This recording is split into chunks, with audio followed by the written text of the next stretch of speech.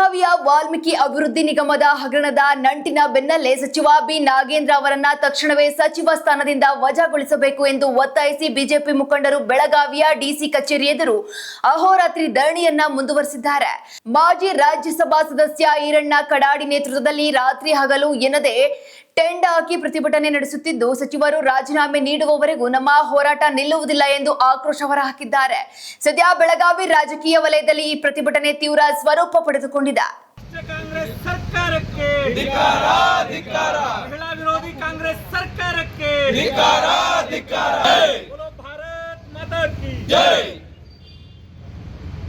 ವಿದ್ಯಾರ್ಥಿ ವಿರೋಧಿ ರಾಜ್ಯ ಸರ್ಕಾರಕ್ಕೆ ಧಿಕ್ಕಾರ ಧಿಕ್ಕಾರ, ನೌಕರ ವಿರೋಧಿ ರಾಜ್ಯ ಸರ್ಕಾರಕ್ಕೆ ಧಿಕ್ಕಾರ ಧಿಕ್ಕಾರ, ರದ್ದು ಮಾಡುತ್ತಿರುವ ಕಾಂಗ್ರೆಸ್ ಸರ್ಕಾರಕ್ಕೆ ಧಿಕ್ಕಾರ ಧಿಕ್ಕಾರ, ಪಿಂಚಣಿ ನೀಡದ ಕಾಂಗ್ರೆಸ್ ಸರ್ಕಾರಕ್ಕೆ ಧಿಕ್ಕಾರ ಧಿಕ್ಕಾರ, ಬರಗಾಲ ಘೋಷಣೆ ಧಿಕ್ಕಾರ ಧಿಕ್ಕಾರ, ಕಾರ್ಮಿಕರ ಕಿಟ್ಟಲ್ಲಿ ಲೂಟಿ ಮಾಡಿದಂತ ಕಾಂಗ್ರೆಸ್ ಸರ್ಕಾರಕ್ಕೆ ಧಿಕ್ಕಾರ ಧಿಕ್ಕಾರ, ರೈತರ ಬೆನ್ನಿಗೆ ಚೂರಿ ಹಾಕಿದ ಕಾಂಗ್ರೆಸ್ ಸರ್ಕಾರಕ್ಕೆ